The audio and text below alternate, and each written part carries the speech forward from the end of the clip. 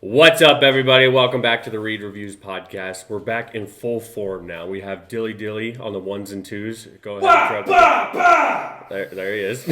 He's almost as loud as me. Yeah, we're not downgraded anymore. We got the mic back. We got the computer back. We can show feeds, or at least I think. I don't know. Did we figure that out, Dylan? Or at least on the video? I think so. Yeah, we'll find out. Yeah, we got Cody back. We're back to the original version of how we're doing things. I think that since we've done the new studio, Cody and I were talking about this. This is only the second time that it's been just me and him down here since the start of all this. Probably. But yeah, it's fun. It's exciting. I'm glad that we're back to doing it in full form because even though it's not much of a difference, honestly, probably none of you really even tell. I do because the audio quality of the last one was terrible. It's not great for podcasting, and that's the whole point of all this. But we're back in full form, and I'm pretty excited about it. Oh, look at that. We got a little bit of stuff up there. Oh, boy, there's a lot going on. Oh, look at us. We look great.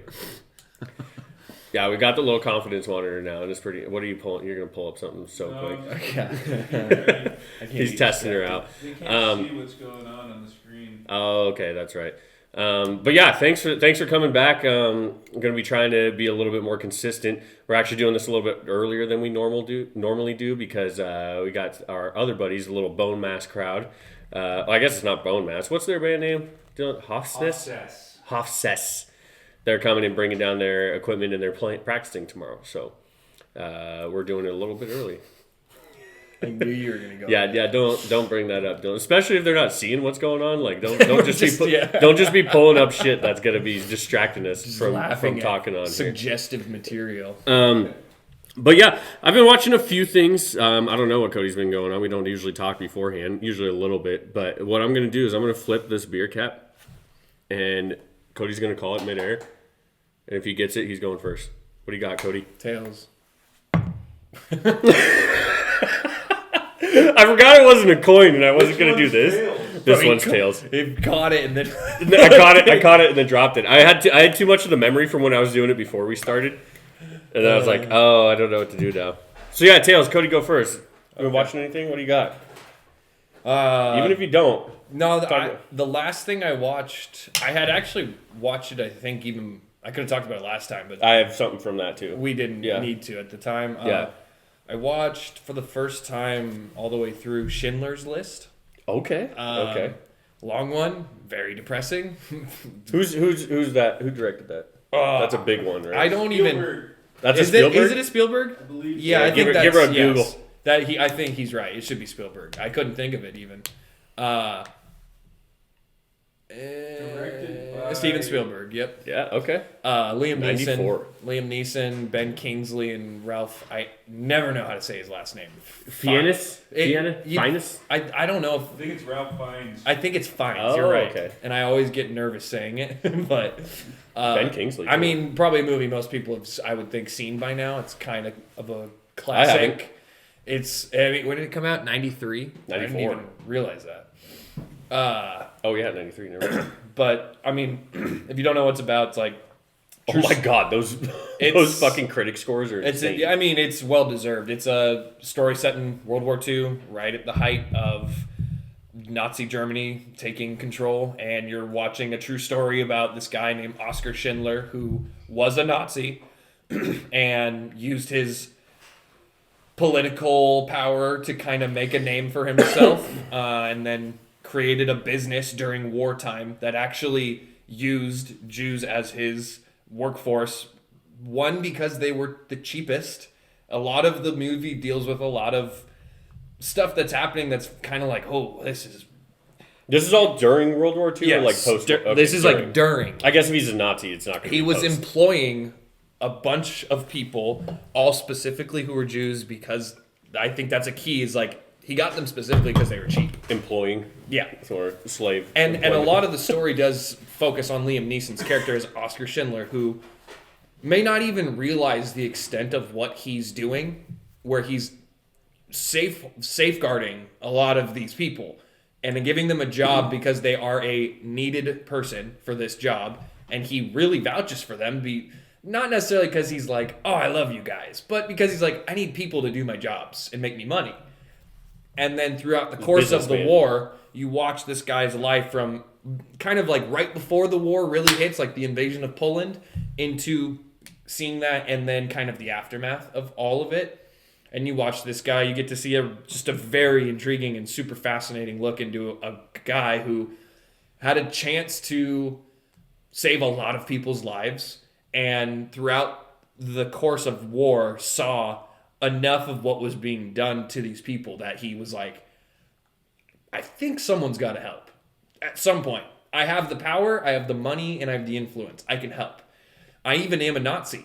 I actually have so many avenues that of people, like really high up people that respect me and like me.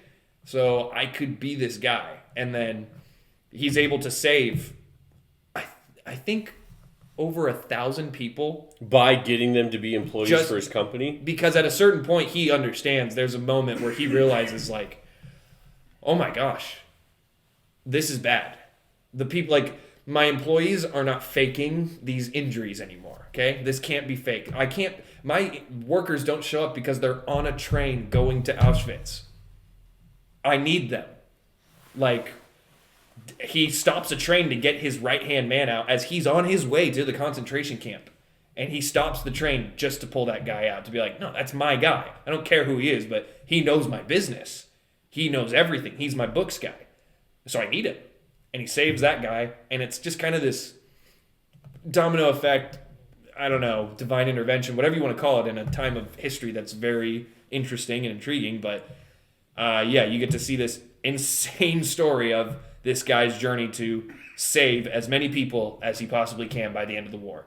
That's interesting, because Schindler's List, obviously I've heard of many, many times. Mm-hmm. I had no fucking clue what it was about until you just explained it to me right there. And that's kind of interesting. That's fascinating. That's a kind of a crazy dichotomy to have too, because he's a Nazi and he's like a legit Nazi, but he's like a good Nazi? It takes right? I like the movie, I think, is so good because it takes a quote unquote bad guy in our Americanized evil Nazi version. You know, we see Nazi, you hear Nazi, bad guy. Yeah. It takes that and puts it on a guy who's like, look, I'm not really into this whole war thing, but I'm a Nazi because that's the party I support, and they give me money.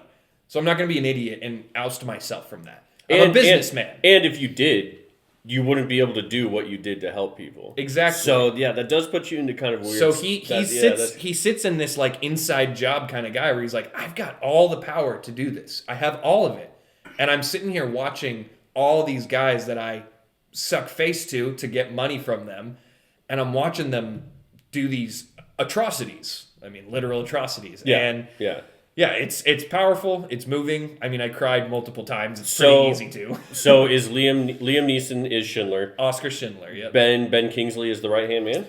Yep, Ben Kingsley's the right-hand man. Okay. He's playing, I wish I knew the names better. I'm not that good with it. I only saw it the one time, and there's a lot. And Ralph Fiennes, however you say it, he's like a head of one of the camps, the concentration camps. And you do get a interesting look into a guy who would be the head of a concentration camp. So you have to, however you get to that point, you know, you had to make some choices to get there. But you get to see this dude have some face-to-face realities with like, oh, I think what we're the bad guys. Yeah. It's too late. I can't choose to be a good guy now because I'm gonna be gas chambered. You're dead. You're dead on the spot if you decide to turn coat. You can't do it. So more realistic version of the stories, because like everything's not black and white. Like you see Nazi. This is gonna sound enough, real bad. Movies in black and white. Yeah. Is it really? Yeah. Oh, that's kind of cool. It's very purposely done. It's gonna sound real bad, but like Nazis usually are like, okay, the guy to go punch a Nazi in the face, or like, those are the people that you shoot and kill in video games. But there are. You would imagine, just like with everything, it's not 100% this or 100% that. They are. Basically, they are the most evil regime ever in history that we know, at least in modern history. But there's people that are in it by no choice, and they have to do horrible things even though they don't want to, or else they get gas chambers. So that's like the human kind of thing. It's like, oh fuck, what do I do? You have a choice. more than likely you know the outcome of said choice, depending on what you choose. That's why you chose it. God, that's crazy. And there's definitely some powerful moments at the end when he realizes, like, Schindler? when there's a moment when he's out and it's towards the end, he's seeing all the people he has saved. And he is now, the war is over. Nazis are no longer in power. He is a very devout Nazi. So he knows in a couple months' time, people are coming for me to kill me because the war is over. So I am no longer this guy of importance. So he has a moment where he sees all the people that he has saved, and he actually has to leave them. And he's like, this is my time. It's your world now. The war's over. You get to live.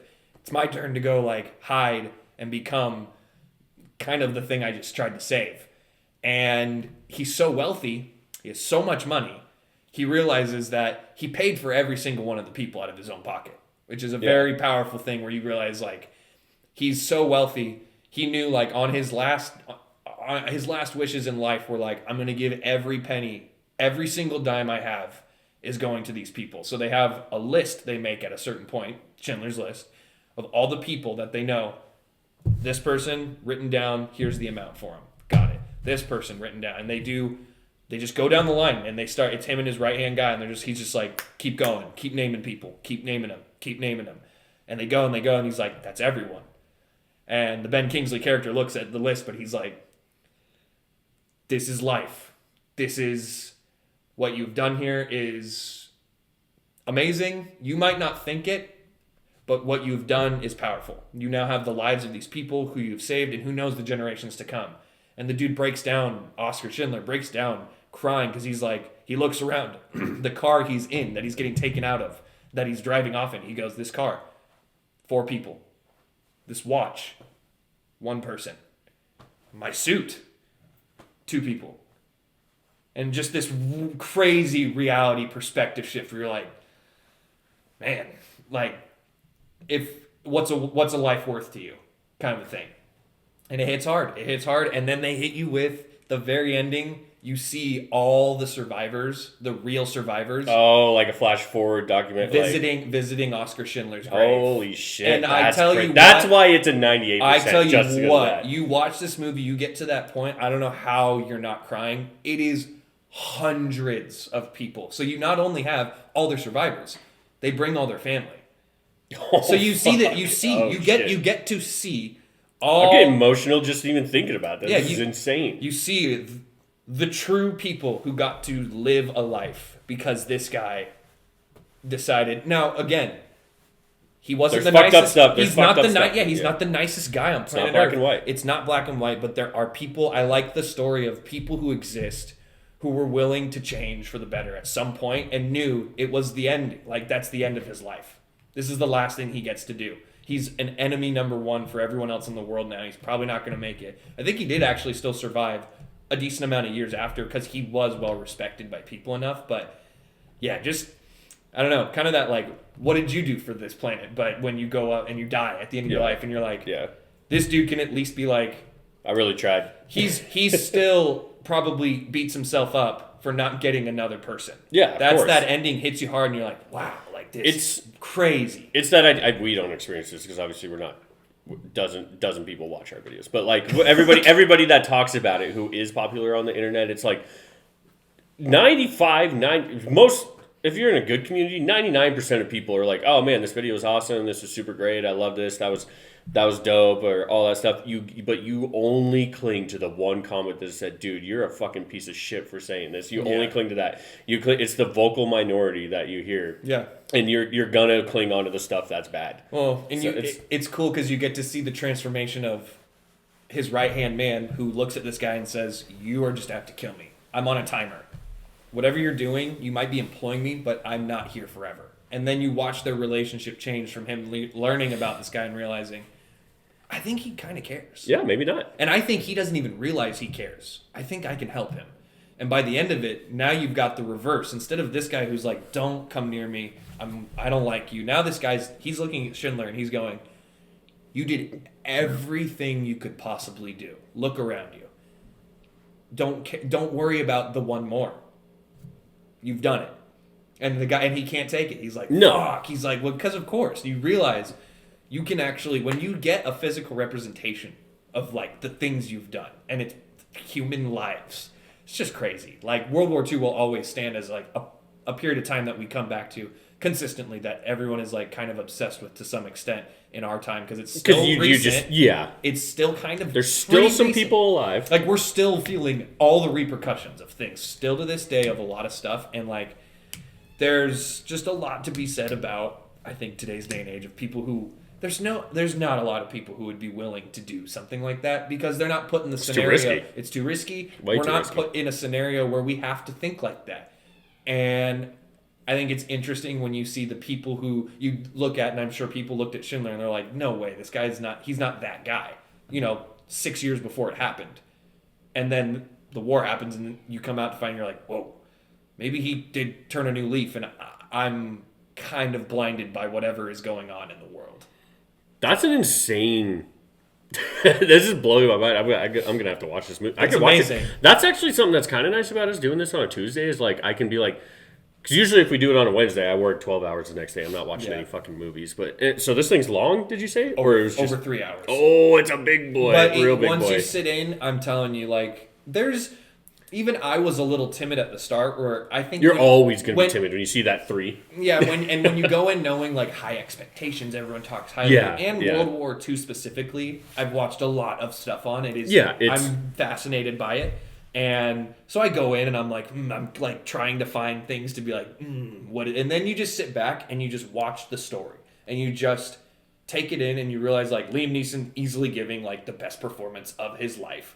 Dude kills it as Schindler. And it's cool because he's not doing the, like, the gruff old dude who's trying to kill everyone. What Liam Neeson is now. Yeah, what he's become. 2010 He's plus. doing a very, like, a guy who's got to have some range, who's got to convince me that the first part of the movie is him being like, I don't care about these people, really. This is for money. And it kind of just happened to work out that was saving people. And then he comes to and realizes, holy shit, I think this war is a little crazier than I ever even realized once he goes to the concentration camps himself. You know what's really crazy is that this movie, like now, World War II, we're creeping on 100 years. We're not from now. When this movie came out, World War II happened 48 years ago. Yeah. The age of a middle-aged man. So it's like, it's different. Like, it's that much closer. Like, there are probably millions of people still alive that were a part of World War II at that point. I think, it's just cool when you know, like, in his brain in the moment, he's like, only 1,000 people. But he'll never see the fruition of, like, millions of people's lives through the generations of people. Yeah. Millions. And that's crazy to think about. I imagine somebody like Harriet Tubman or something would have the same just somebody who saved as many people, but be like, it's never enough. I never saved enough. An impact where you gave your life's effort, or your mission in that moment was just completely away from yourself, and it was all for, like, the furthering of humankind. When you realize, like, the stakes are that high. They are. In World War II, it was that high. It was like the things happening, the things you were seeing. I mean, there's so many moments in the movie that hit on that, like, some of the... You see, like, a group of girls who hear about, in one of the concentration camps they're in, they hear about gas chambers existing in Auschwitz and at these other places where they're like, I hear they take the people into this, like, shower room, and then the next thing you know, it's just you gassed and hundreds are dead. And they're like, no way. They're in concentration camps already, and they don't even believe that that's happening because it's not happening to them. And it sounds insane. Until you get to the point where they're in a train and they stop off at a new concentration camp and they walk all of them immediately into the showers. And you're sitting there watching and you're like, oh my God. Oh my God, here we go. Like, I'm so scarred with the gas chambers because of Boy in the Striped Pajamas? Yep. Yeah, dude, that movie, sorry for the hard transition. I mean, it's still related, obviously, but it's like, anytime somebody says gas chambers now, I think about them going into that, because it's so, like, I'm so, like, the way I think, we were kids when we watched that. When did we watch that? I think that was probably middle school. Was that probably middle school? I think. Yeah, we watched it probably in some history class. 7th or 8th grade. Probably some history class. We watched The Boy in Striped Pajamas. And it was always interesting when we got to watch a real movie in those, because sometimes they would just give us these educational documentaries that 13-year-olds are going to hate. Just like a kid's movie. Yeah, or something like that. But you get a real movie like The Boy in the Striped Pajamas, and you see the scene, and I don't even remember what I was going to get at, is like what actually happens. Him and his buddy, the Nazi kid, and then the kid in the camp, they go into it and they both get gassed, right? Yeah, because Spoilers for The Boy in the Striped Pajamas. yeah, spoilers. The two young boys become friends through the gate. Yeah. I remember all that, and I know they end up in the chamber. And the only thing that happens is the kid the kid in the camp is like, "Come on over, like let's." I think it's more of a like, let's just play. hang out and play. Let's be friends. And it happens to be the day they all go into the gas chambers. Yeah, and so then he gets gassed in there, and his dad's like the one who runs the camp or something, right? They are. Oh god, dude, World War II. It might be. There's a reason that there is so much IP made based off of World War II because there is so much to tell and so much to do. Like that Band of Brothers, the Pacific, amazing. just you could just start. Even some of the Call of Duty games, those are different. It's a different. The thing, old ones but, that actually stayed with. World at War and all that stuff.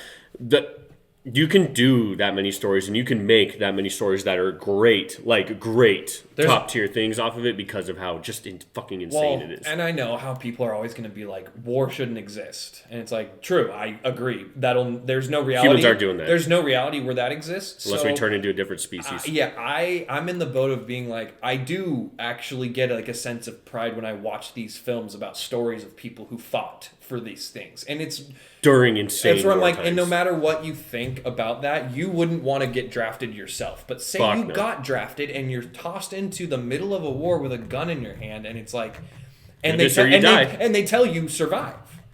And if you do it and you accomplish something, you get praised like you're a hero and god of well, to some extent, that's also true. Is like there's a line between your heroes and your villains who come back. The guys who went out and saw the combat or have the stories or keep a level head, they're respectable. But all the guys who are crazy and have severe PTSD and went through stuff, fuck them. Dude, and it's like, wow. Another movie, Hacksaw Ridge. Have you seen that Hacksaw Ridge? That's a fucking awesome movie too. And saying that's a real story. Mind-blowing. Was The Boy in the Striped Pajamas a real story? I doubt it. Dylan, could you Google that for? I'll give you something to do over there. Something about that one feels. That one does feel like there's no way in my mind I actually see that happening with the odds and circumstances. I mean, Schindler's List though, and Hacksaw Ridge, a dude who goes in and fights without weapons. Then again, if you go look up stories about dudes who have won like Purple Hearts or people who have won awards. Based on a fictional novel. Okay, so it's a story. Fake. If you read or listen to these stories, which in order to get those medals in the military, you need to have cited people who witnesses to what happened who go and vouch. You don't get to go to like some dude and be like, hey, I did this amazing thing. Put me down for an award. No. Other people have to go to someone and be like, I saw this guy do the most unhuman, improbable thing ever. Here's my account of it. And I'm alive because of it. It's like, and then you get like 4 stories all from the squad, all the same story of some dude who got shot like 10 times in a row and carried everyone out to a chopper and then stayed and took 10 more people from another location. And then by the time they got him back to the hospital, they look at this dude and they're like, there's no physical way you could have carried this. Is that Hacksaw Ridge? I know that's definitely a story. He's a pacifist. Yeah, Desmond Doss, I think is the guy's name. Yeah. And he's a pacifist. Andrew Garfield, man. He won't pick up a gun. He tells everyone in basic camp and basic training, I'm not doing it. And they yell valid reaction from the other guys, that's fucking stupid. I'm not going to fight. Get us killed. I'm not going to fight with a guy who's not willing to protect me. If I was one of the other guys, I would be in their boat. I don't see how I couldn't. You're an 18-year-old kid. Everything is heightened to the fucking max. You think you're most likely you're gonna die, and you have somebody who's next to you who isn't willing to shoot the guy who's shooting at you to kill them so that you don't die. It's so believable to know that everyone would be like, "Fuck this guy." No, he doesn't. Not on my squad. Not with me. But you sit there and you hear the story of a motherfucker who saved, I think, like 80 to 100 people, all by his own strength. While he ran across the battlefield and got guys and just carried them one by one over to a thing and then had to hand... This part's crazy. The thing in the movie they show where it's like a wall that they have to scale up and it's like 3 stories tall at least. I don't know the validity of some of it, but I know for sure there was a rock face they had to climb. And he had to pulley all those people down. So not only is he carrying all of them through a battlefield, mid-battle. He then has to set them down, get in a position, and then with a rope in his fucking hands, just let these people down. He's destroying his body the whole time. And he does it 80 to 100 times. I'd like to see someone in their right mind who's not in the heat of war do that. I think it's impossible. Because that's like the adrenaline. That's like that. That's where like the human... The mom lifts the 1,500-pound car. That's the survival. Yeah. Survival kicks in, and all of a sudden you realize your body or your brain or you are capable of doing things you never thought possible because you've never been in a scenario that required it. No, 99% of humans never will. And so we don't think about it, but the people that are, those are the ones that I do think are willing to have a story because 99% of us wouldn't.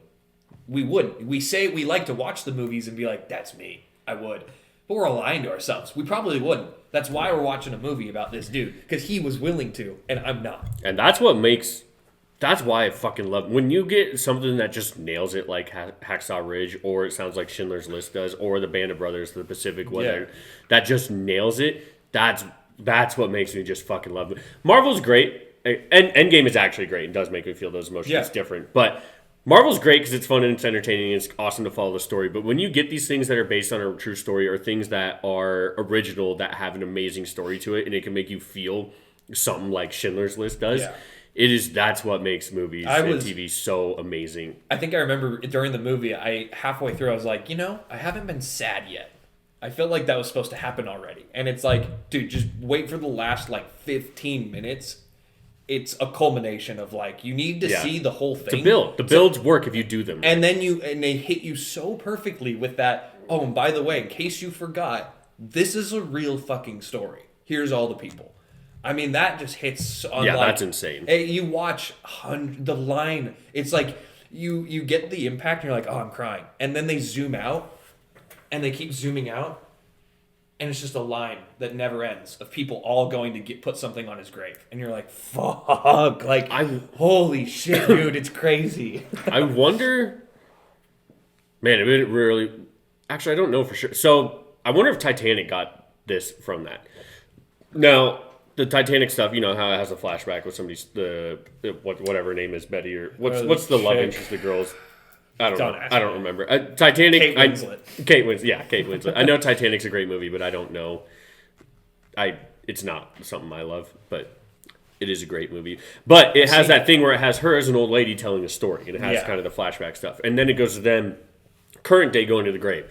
Those are actors, and that's them going to that. It would have been really cool if Titanic could have done something like Schindler's List, where they actually, and I don't know if it wasn't based on a true story or something, but I wonder if that's kind of where James Cameron got those kind of parallels from to even do something like that, is because this Schindler's List would have come out, a couple of years before. I think Titanic came out in 97 when we were born. Yeah, it's a little later. Yeah. So I wonder if he got the idea for that or something like that. But when it is real people... Yeah, man, that's just crazy. Like I said, it gets me emotional even thinking about that because that's just insane. And the stories, it's usually the stories where you walk out and you're like, there's no way. And then you look up the real story and it's like, all of it was pretty true. Not only that, they left out the parts that were so crazy, it would be unbelievable. You can't have it in a movie. Those are the ones where you're like, oh my gosh, they didn't even... if we went further showing you, you actually wouldn't believe it. Because it gets so crazy to the point of no way someone did that. But it's like... I don't know. That's why movies, TV, any of this exists. Sure, fictional stories always exist. Fiction only exists because of reality. It's all built upon things that have happened truly that you're just now relaying in a different form with a different name on that person or a different grouping of people in this. Even when you make something that's full fiction, like Aliens or something, it's always based on some folklore. It's always based... Or witches. They're based on some folklore that they expand upon and start. It has to be relatable to some form of our brains that is I don't know. When you get too far down into fiction... There's so much you can do with a fake story, which I do think is kind of the Marvel thing for me these days, I've noticed. And I think that's just the time of life I'm in, where the movies that I'm most drawn to make me feel things that are visceral. They are And that's not for everyone. Like, and sometimes it's not. But I think it is. Yeah, There's a reason that visceral and the horrible stuff gets the most popular and gets the most attention online. Humans react to it more. Yeah, They don't and- react to the happy stuff and I and guess fun stuff. visceral in the way that it doesn't need to be bad, Yeah. but I like a Intense. Yeah, intense is a word for it. I find the most satisfaction out of like seeing things go down, and like when you can tell you're really into the thing when a character like dies or someone gets taken out, and you're like, damn, I didn't want that, and you're like, well, you care a little bit about this. And movies and TV IPs are the best when they make you feel emotion. It doesn't matter what emotion it is. I've said this several times, and it's the argument I always have with my mom. She's like, "Oh, I didn't like that movie. It was sad." I was like, "That's why that movie was fucking awesome. Is because it made you sad, Yeah, and because it made you cry. That was the point of it." And I know you're not going into a movie. At least for my mom, she's not going into movies to have these. She goes to for an escape, for fun and happiness and stuff. Some people want that. Yeah. That's what their movie experience is. Yeah, and that's fine. Yeah, they totally just want an escapism. I just want a couple hours to watch something that's crazy, And I don't really care. And I would say most of the time, most of the time I probably would too. It's probably like a 60-40, but like the 40%, I want to see something that is making me like pissed off or really excited or super hyped or sad as fuck or whatever the emotion is. Yeah. That's what I want when I'm going into most things I'm trying to watch. I think that's like Marvel stuff. It's hard where you're like, it's not bad. I know it's not bad.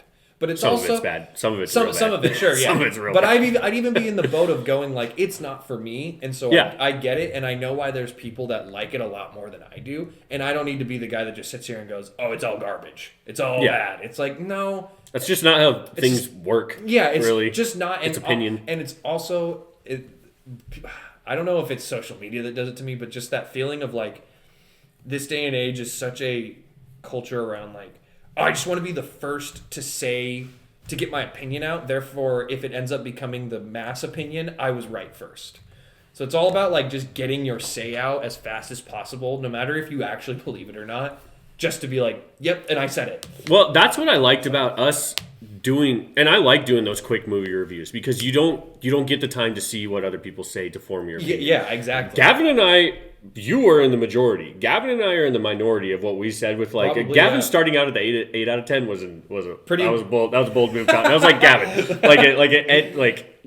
and he corrected at the end. He's like, you know, I'm thinking about the movies that I have it like an 8 or 9 out of 10 in the MCU, and I'm like, okay, this movie is not that good.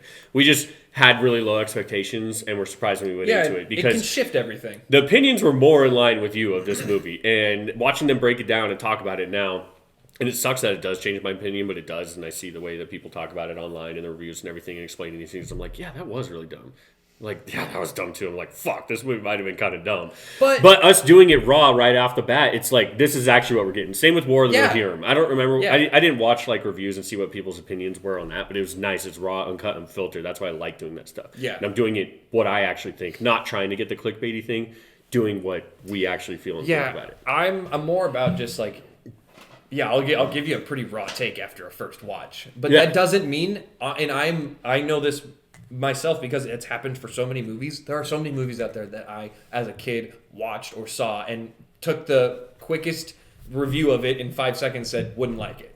Yeah. Never, and since that moment said that movie's bad until I finally, at this age of like however much older I am, can watch things with some life experience And understand it. and a perspective and be like, oh, I see why I didn't like that as a kid, and I love it as an adult. Yeah, It's or like, the jokes just don't go over your head, or whatever it there's is. so much out there that truly does grow on me. It's like music. Some songs you listen to, some albums you listen to. I don't know if I've ever had an album where I listened to it front to back the first time and went, I love it as much as I'm going to love it in 10 more listens. Yeah.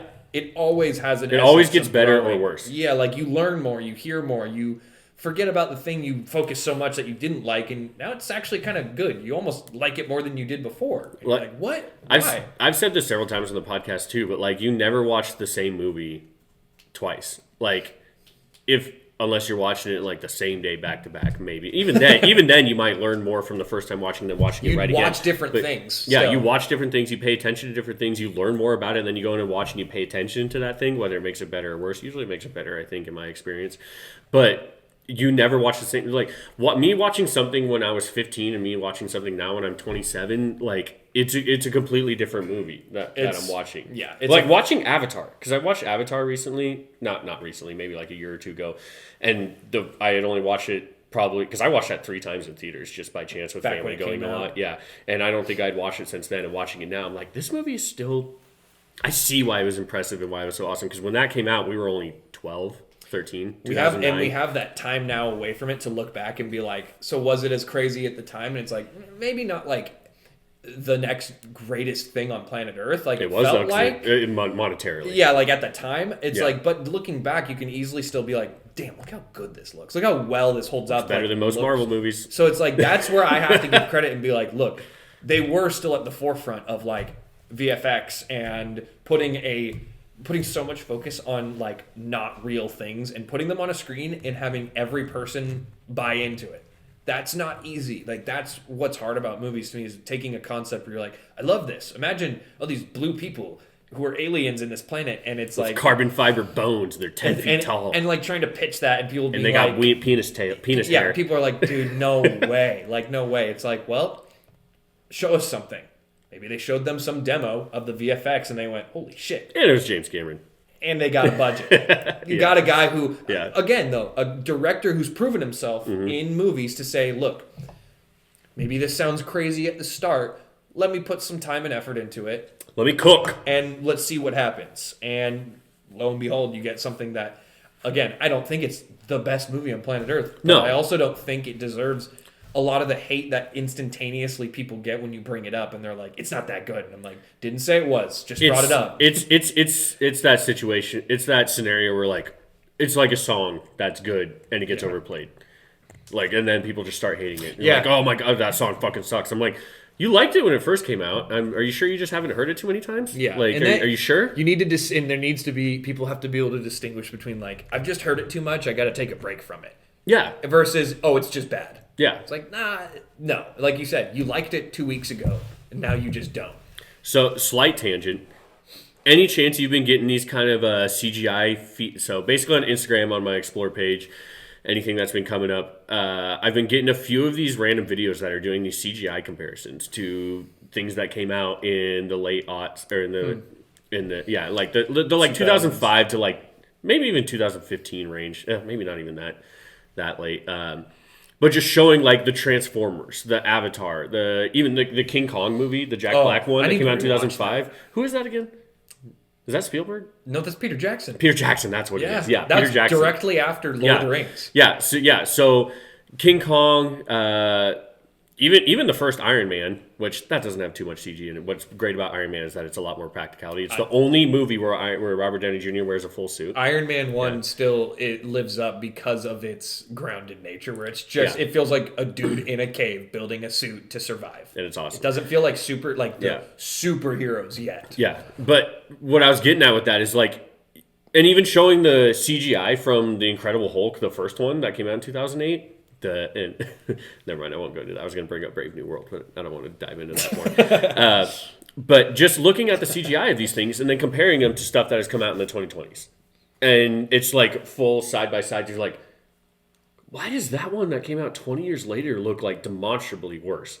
And it's weird. Like, I don't know what it is, if they're just trying to go for something that's too uncanny valley. Like, it should be getting. I think I've looked in. Well, I keep up. I know there's the film versus digital thing where like CGI looks better on film than it does on digital. That's one aspect. I know that's a thing. I don't think it's necessarily that. I watch the Corridor, it can't be all of it. Yeah. The Corridor crew guys who do like the CGI reacts like every Saturday, and I've like religiously been watching them every Saturday for years and not even realizing it till I have like this backbone of kind of CGI knowledge where I'm like, That's the best stuff about getting addicted to those things. Like I kind of recognize, and now I watch movies through somewhat of a lens where I'm like Dune 2. And I was like halfway blown away by just the movie itself, but then just how it looked, where I was like, I don't even. Other movies are trying to make their CGI seem like you're trying to find what's real and what's not. In Dune, it just all looks real. It does. You are not questioning what is or isn't. It all is. That's perfect CGI to me, is that suspension of disbelief where you go, what was? What wasn't? The things when the CGI dudes, they go behind the scenes, they're like, oh, you thought that the background was fake? guess what? The background's real. All the people are fake. Yeah. And you're like, what? It's the total You're flip like, of the holy coin. crap, that's insane. I never even thought the people were fake. And you like see this whole other side of movies where you're like, people are putting some work in for like 1 second's worth of screen time, maybe. And that, I guess I should have brought that up because, yeah, you do have. We're going to bring up Marvel a lot because Marvel puts out way too much shit and it's always in the limelight. That's just how it is. They're easily comparable, right? Yeah, so you can have the older movies that have these really awesome CGI scenes like Transformers and like King Kong, Incredible Hulk, or Incredible Hulk might not be up kind of in the upper echelon, but still, those movies that have this really good CGI and compare them directly to Marvel stuff that they're just chewing out and spitting out and not putting all the time in it. But it is better when you bring up something like Dune 2. And it is impressive in the way that they go about it, and it is special, and it is fucking awesome. I think there's a certain mentality with certain movies, like, again, talking out our asses 24/7, acting like we know, like I know what happens in a room of people. This talking is about all a movie. just for fun, everybody. But we just talking our opinions. Totally seems like in this day and age, there has to be a lot of people who are like, hey, look, we're in the 2020s. CGI is easy. That's not hard. We can do whatever we want with it. So don't worry about trying to make all the hard stuff doing look the real. practical and putting in. Yeah, the effort. don't worry about it. We'll take care of it. And I think that takes the essence out of how you watch movies from in the day and age of the 2000s, where we were really pushing, but there's still some of the past. It's this weird in between. Because they have to use a lot of practical because they can't just do everything. Because we couldn't get fully there, so it's the perfect blend of like, I'll bring up Lord of the Rings, where you have so much practical and so much CGI, but they did both of them perfectly how they needed to. All the CGI had to be CGI, and all the real that could be real, they made real. And it's the like merging of the two. Balance. By not discounting one or the other, you get a good mesh, a good picture. I think these days, like the Marvel movies, they just look at it and they're like, dude, it's superheroes. Like, we can do anything. Like, you just tell me and I'll do it. 90% of it's going to be CG. The other 10% will go film in the volume. Right? Yeah. Easy. And I think it just shows where you're like, okay, it's not natural lighting. I can tell. I hate to say it, but like, you know when things aren't natural. The human brain and human eye are really smart. And like watching Marvel movies, there's that cleanliness to it. The sheen, like across everything. Yeah. It's too clean. Yeah. It is genuinely too clean to look like this. It does. Real life doesn't have a shine across it like this. It doesn't. Anthony Mackie's wings, the Falcon wings, like those things, they don't. You can tell because they look too. Like you said, there's just something about that, and I'm like, so, and they probably look at you and be like, oh, so you want us to build a full set of Falcon wings? It's like, look, I'm not the guy, but I'll tell you this. I'd love to see what it looks like on film and then compare them and tell me if I'm the audience who pays money to go see this, who's in the right or the wrong. You telling me I'm wrong or me, the person paying, to tell you I like this more. Yeah. It's up to you. That's how movies are. Is a lot of big, I feel like people up top making a call to be like, it's not going to hurt us that much, though. So who cares? It's like, true, the culmination of all these little we don't care too much, I think is amounting to a lot of like, just mid. It's just mid. And like you said, it's not good or bad. It's just... Yeah, like you said, they're still making money. So it's not like... Although, I think we might be at a little bit of a turning point. This is going to be a slight tangent. I want to go on a very short Marvel rant. But... I think we might be at a changing point. I think we're beyond all the just churning out the next thing and panicking for the next thing and all this stuff. I think Captain America Brave New World was probably like the last echelon of that. At least I hope. There might be another one or two in there. Thunderbolts might be kind of weird. I think that'll just be a fun offshoot one. I think Brave New World was definitely their testing phase for this new thing to be like, do people want to see more of this? And some of the feedback from it will be... interesting to see if they take it. Yeah, well, and we all already know how much of a shit show that whole thing was. So it's kind of just with the production in general and how everything went. Yeah. Thunderbolts, I actually think looks fun. I thought that movie was going to be stupid as fuck with how I feel about Marvel now and everything. But the trailer that I saw, I was like, this looks fun. Don't care about it for the overarching thing and like the future vision of Marvel. I could see myself liking that movie more than a lot of other Marvel stuff. Yeah. Just because it does seem like it has more of an intent on just being a fun movie. Yeah. Fun, stupid, dumb action. Like, the crux of it does not rely on where does this lie in the grand scheme of Marvel. Exactly. It's just, we're just kind of having fun with it. Exactly. And so, I think that looks fun.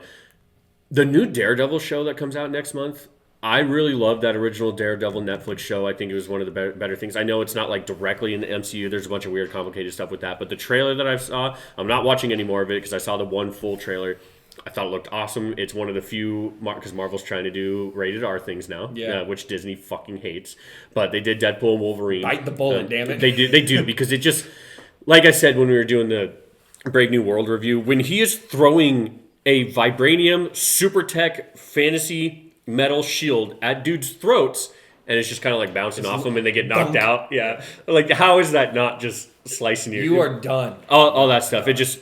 That's why when Logan came out, it was so fucking sick. You actually saw him sticking his fucking claws through people's heads and stuff. And I know some people are like, oh, so you just want blood and stuff? And it's like... I want realism. Kind of. Like, when you have no blood in the most brutal fight I've ever seen, it's hard to believe. Yeah, you get punched 7 times in the face and you're just like, oh, it's you got like, no bruises, no blood. Yeah, that does have a little bit of, I'm no longer in this anymore. Like, it is superheroes, so there's an aspect there, but yeah. You can get away with a little bit of it, but there should be something. Like, you should at least do it in a different way. And I've played enough video games now to know, like, you play a game and you can tell what the rating is when you're like, it's a big open world game. You fight thousands of guys, but you can't, like, it's just like your weapon just moves into them and then they just fall over, as opposed to, like, other games go crazy and you're like, I'm cutting heads off, I'm cutting limbs off, I'm blowing entire bodies up, and there's a full blood pile after the fact. And it's like, sometimes I want one game, and then sometimes I want the other that is balls to the wall showing me all the goriest shit ever. Yeah, and back to the Marvel thing is, like, what I was getting at is, I think the Daredevil show looks really awesome. It's a little bit different. They're going to go rated R. They're going to kind of delve into it, make it a little bit better. Fantastic Four, I think, looks fucking awesome too, and I think will be a good start to new things. So I'm pretty excited about that too. Like, I think it just should be a little bit different. I noticed, I just don't keep up enough. Is it a purposeful thing, or is it just for Fantastic Four how the Marvel logo looks like old school in it? Is that just for the Fantastic Four? It's like a different I thing. think so. It's just for the setting? Yeah, because they're in the 60s. Okay. I think that's the whole part of... It's not like they're going to create a whole new Marvel universe in the 60s, futuristic 60s or whatever. Not even thinking that, but just wondering if they were going to push some form of, like... Maybe it was that. I don't know. In the end, I just noticed that at the start where I was like, oh, different Marvel logo. Interesting. But I think it's just to match the 60s aesthetic. Yeah. That makes sense. Dylan, can you spray that stupid cat, or at least just smack her away? I'm sorry to bother you over there. It's just distracting me so much, this fucking cat. But with all that kind of ranting, talking about... Did you just quack at her? Was that your attack? He just opens the door and goes...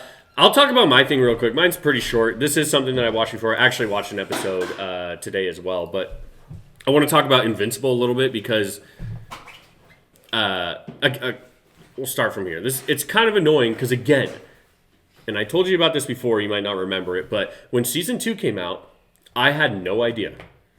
I am on Amazon. I should be getting YouTube ads. I've been watching YouTube videos about Invincible actively. Do you remember what the show is? Yeah, that's that animated. That's like the super hardcore animated one. Yeah, the animated, the one that's based off a comic. It's like The Boys animated is how I think of it in my head. It's not The Boys, but I just think the goriness and like when you can go to the goriness, the intenseness of where they go. Is The Boys it's style. Completely different than The Boys, but goriness and again, I have explained it that way too. But I had no idea that Season 2 had come out when it came out. Oh. And I was so annoyed because I got there. And then, again, they did this stupid shit where they did the mid-season gap.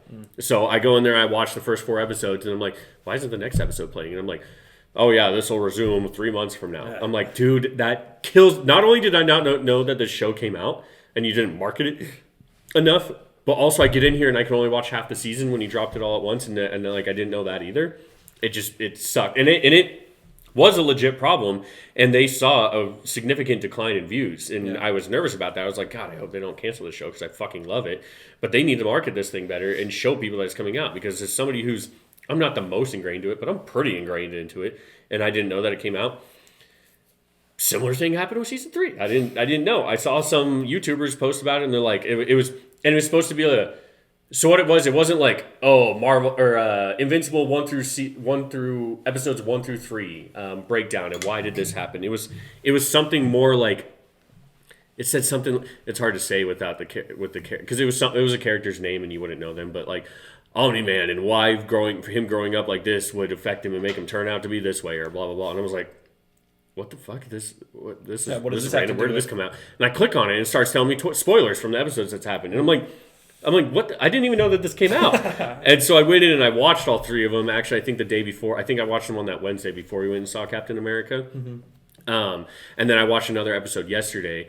And it just sucks that they're doing such a bad job at marketing somebody who's like really into this show, because I really fucking like this show. And I like where it's going. And it's hard to talk about it in too much detail with somebody like you who hasn't watched it and doesn't know anything about it. But where the story is going now, I'm getting really excited about it because we're starting to really progress.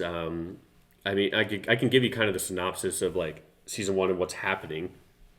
No, I don't want to do that, because if you ever decide to watch it, and I think you should watch it, because watch the first episode. That's it. If you're not hooked in the first episode, then just quit. And it's probably like a 35-minute episode. Okay, shorter episodes are nice. Yeah, they're shorter. They're 35 to 40 minutes. They're like in that mid tier. They're not the 20 minutes. They're not the hour. It's like right in between. Something about hour-long episodes nowadays is just unless it's HBO. I'm like, I'm not doing this. Unless every person has told me you got to watch this. Did you watch the last episode of Dune Prophecy? No. No? Damn, that's crazy. No, I haven't. That's wild. You should go watch that. I have to watch that to just finish that. It's literally, watch a recap of 1 through 5 and then I think I know. I can still remember most of where it left off. I do remember it hasn't been that long, luckily. But yeah, I was thinking on my way here, I was like, never finished that. Yeah. Just sitting on one episode. Yeah, and it's too far for me now because I'm not going to remember most of it. So I'll finish that and I'll maybe talk not even for us to talk about. If you want to, that's totally fine. I have to, because 5 out of 6. And the show is really good. Yeah, and I was enjoying it. So. With Invincible, there is real build up and real stakes starting to happen. The show's a little bit ADHD with kind of how much it jumps. So basically, there's like a main plot line of what's happening with the main character and his dad, and like kind of going through that. But there are so many, like, for example, in season 3, I'll just say this because it's not really a spoiler, but like. And stuff like this happens all the time in this show. But some dudes from the future come in and take the main character. And they go into the future a few hundred years. And then there's one of the characters that he knows in modern times ends up becoming like the king of Earth or whatever. And ends up going insane because he lived too long and like has just fucked up the planet. So he ends up going there and has to kill him. And then he comes back, and that's just like a 1-episode plot line. He goes there and comes back, while filling in a little bit of things about the main plot as well. That's why I like the show. Is like, it's not Monster of the Week when it does that stuff. It's still connecting to the main story, and I really love that shit. But it does it so much. It's kind of autistic with it, where it just jumps. it just jumps. And I'm like, okay, are we really just jumping to a whole nother story and starting this, and then it'll do that. So say, I don't know, because the last episode I watched was when he went into the future, but like they will bring that up again which is kind of a cool aspect about it. But like, I wouldn't be surprised if in a season or 2 or a few episodes they bring up again when he went to the future and him killing that guy fucked up something somewhere. Yeah. And they do that a lot. They bring back those plot lines where they kind of offshoot, but it's just it's a different pacing of show. And I think that's translating that from the comics. This is a comic, like a 20-issue run, which I think is a lot. I don't really know comic issues or what that means, but I got no clue. They came out in like the early 2000s, and it finished in like probably, I would guess 2010, 2015 or somewhere around there. Like it was coming out for probably 10, 15 years. And I imagine that's probably how the comic went, and it's a little bit different with that because apparently I know this from Kind of Funny, Greg Miller is the one who's like super into this comic and explaining everything with it, that it's, Jesus, I totally lost my train of thought. Started thinking about stuff too much, but just basically that it is kind of sporadic in the way that it goes and the things that it does. It's a lot, but it's pretty sweet. I don't know if it's just this. Oh, that's what I was going to say, is that it's very comic or fairly comic accurate. So like the if you look at the comics and you look at the show, the animation and the way all the characters look is identical. Like think of South Park to the South Park games. Yeah. Like it's the same. It looks the same. It's a different medium. It's not a comic book. It's a TV show, but it looks exactly the same. And that's something I'm doing a lot of Trump hands here. It looks exactly the same. It's really beautiful. I think that helps probably for the comic readers where 100%, they're watching and they go, I remember this exact thing. It's exactly how it's supposed to be. Yeah, and I think that's awesome. That's something I actually liked about those South Park games too, but we won't go off too much on that tangent. But yeah, the show is really awesome. I'm liking where it's going and it's picking up. I think they're releasing every Thursday now, so I might wait a couple weeks or maybe like a month until it actually finishes. Amazon Prime. It's an Amazon Prime show, and I think that's why I don't think they do a good job at marketing their shows. No, unless it's like Rings of Power. Yeah, unless it's the thing they put $500 million. Yeah, no, billion. Oh, sorry, yeah. Or well, that was what it was supposed to be. I don't know if it's all said and done. Amazon Prime does not do good at marketing. It doesn't seem like it. Not at all. Other than only Rings of Power is the only thing they've gotten. Jack Reacher, I think I've seen some advertisement for that. That's probably some. But to kind of wrap up the show here, I want to talk about, did you end up getting, I haven't watched it, I'm just going to bring it up so we can maybe plan for next week. Did you end up watching any Severance? No, I was going to say something too. I was going to be like, just knowing the next thing that I think we should try to do is watch Severance for sure. Because that's the one. People are losing their minds about this show. My coworkers are talking about it. My siblings have been telling me to watch it since season 1 first happened. Well, what season just came out? 2. Just 2. Oh, okay. So we're not far in. Yeah. But it did take, I think, a year or 2 in between seasons. So this is like everyone's super hyped about it again because it just came back, and they're still doing weekly releases for the episodes currently. Slight backtrack. That was another thing I wanted to mention about Invincible is like when I had first talked about it, it took them 3.5 years to come out with season 2. Yeah, so it took them a year to come out with season 3 because I think they learned they're like, hey, we can't just be doing this. We got to pump some more money into this. People are watching, they like it, do it. But yeah, when you take those. You can get away with 2 years. Well, it sounds like Severance is one of these top upper echelon shows, but like you can get away with that if it's House of the Dragon. You have like to be those one of big the shows. biggest shows, but if not, you got to do yearly. Like I'm gonna lose. It's so hard. It's not a movie. Like TV shows, they're just a different medium. You watch them in a different way. There's so much more to take in, knowledge-wise and information. And if it's a story that you need to like Breaking Bad, Better Call Saul, it's like you got to watch every episode. And you got to be kind of locked in every episode if you want to get that real payoff of the moment 10 episodes later at the season finale where you go, oh my God, that thing they showed in episode 1 is here and finally connects back. And it's you can only do so much with these shows before you lose interest and people are just fully like, I don't remember what happened. I know. And that's why you can't take those big breaks. It's crazy.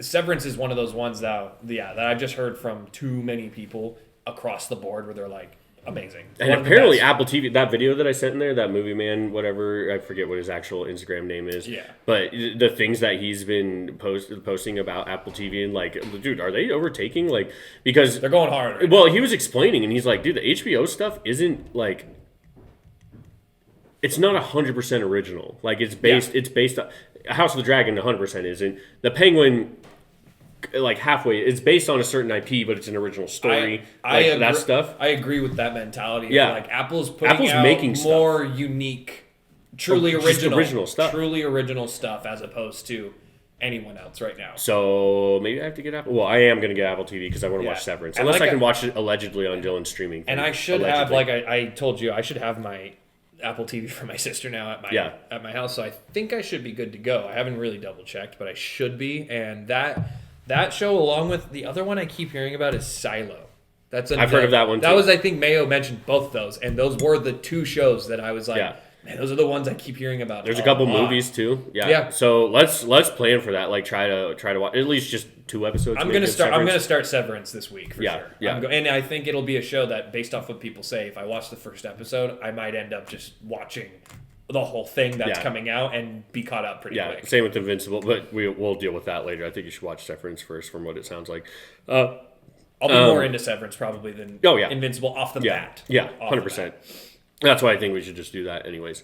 But yeah, Severance, and that's what is kind of nice about doing it on my Saturday, quote unquote, is that since I work so much when I work on my days that I work, it's so hard for me to watch stuff on those days, unless it's Sunday, because I only work 10 to 5 on Sundays. But every other day I work 10 plus hours, so it's just hard for me to watch things on those days. But doing this on a Tuesday is kind of nice because I might watch a couple episodes of Severance tomorrow when I'm not doing anything. Yeah, it helps to just lead into the next thing for the next time. Yeah, if we actually have a free day. Yeah, so wrapping up here because I can hear Blair stomping around upstairs. He's going to come move in his band equipment. Let us know if you've seen Schindler's List, what you thought about it, like that.